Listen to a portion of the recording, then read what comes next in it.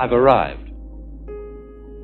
And by Jove, I feel pretty much the same as I've always felt. In fact, I'm not so sure that I don't feel a little bit cheated.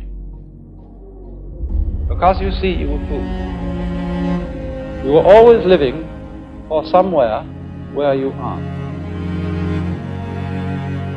And while, as I said, it is of tremendous use for us to be able to look ahead in this way, there is no use planning for a future, which when you get to it and it becomes the present, you won't be there. You'll be living in some other future which hasn't yet arrived. So in this way, one is never able actually to inherit and enjoy one's action. You can't live at all unless you can live fully now.